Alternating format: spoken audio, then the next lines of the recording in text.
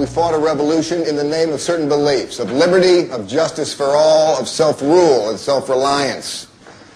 There are many in this country who feel we have not yet won that war. Fewer and fewer of us are voting. More and more of us are joining the ranks of a resistance. The bailout is intrinsically hyperinflationary. The only reason that anybody in their right mind would even think of supporting this bill is because they're scared. And we need a Gideon's army to pull through the reform. And some of you who are biblical scholars, you know what I'm talking about. You have to take all the people who are cowards, who will not step up to the plate, as they say, on this issue, and say, okay, dear coward, we're taking over. We're leading. Now, the danger here, of course, is that you're going to have a French Revolution problem, as I said, inside the United States. You now have, and some of these idiots, and even my friendly friends out there, who say, please, please be cautious, let this bill go through so they won't shoot us. That's what they're saying.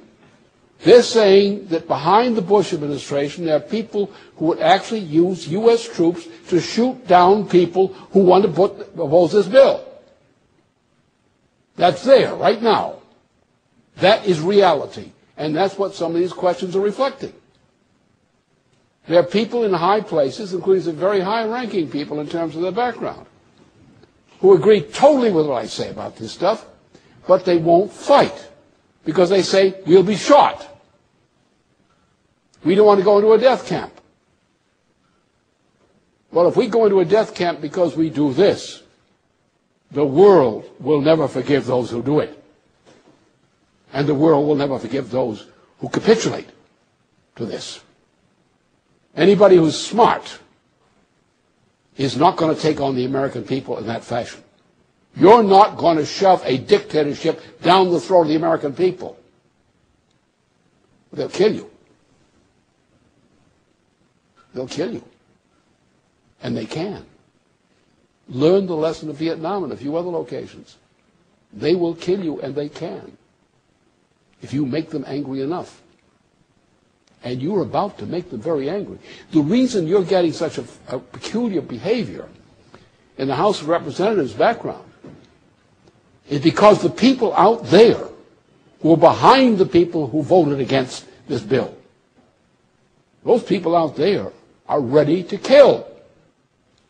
Not because they're killers, but because they see the destruction of everything that life means to them is threatening them. They've seen a lot of it, step by step. They've put up with it. They've accepted it. They've crawled for it. They said, we have to get along. We have to get along.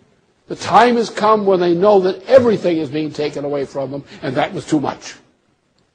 You're going to find the rage against the White House and against the Senate, in particular, is going to escalate in ways during the coming days of this week and next week, in ways beyond anything most of you believe. I can see it right there. It's there. It's coming.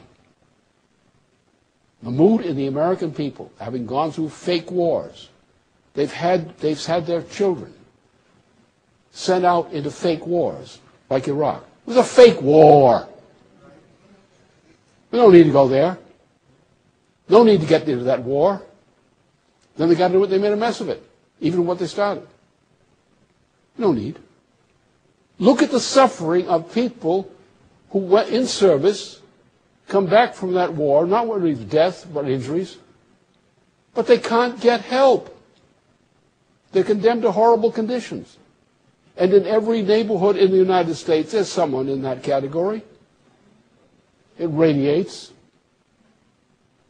Don't you see the hatred you're building up against Washington in the people of the United States? And this bill is one bill too many. You're headed for something like the French Revolution, and you're going to bring it on your own heads if you're dumb enough not to fight it, not to fight it. There is no remedy. There is no excuse for supporting this bill. None. There is no moral excuse for voting for it. There's millions of us waiting to take up arms, ready to spread the word.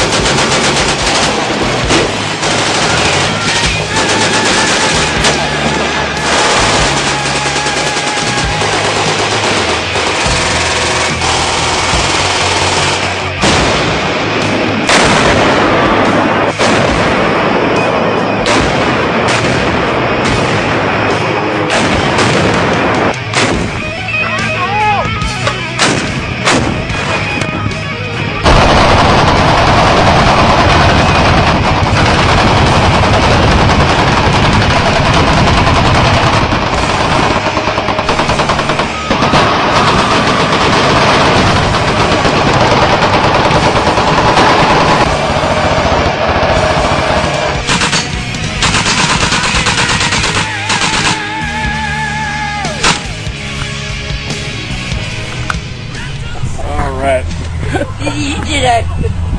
How was that, Mom? Said, how was that? Was that fun? I said, he's going to draw me. First again, I was going to shoot him in the toodles.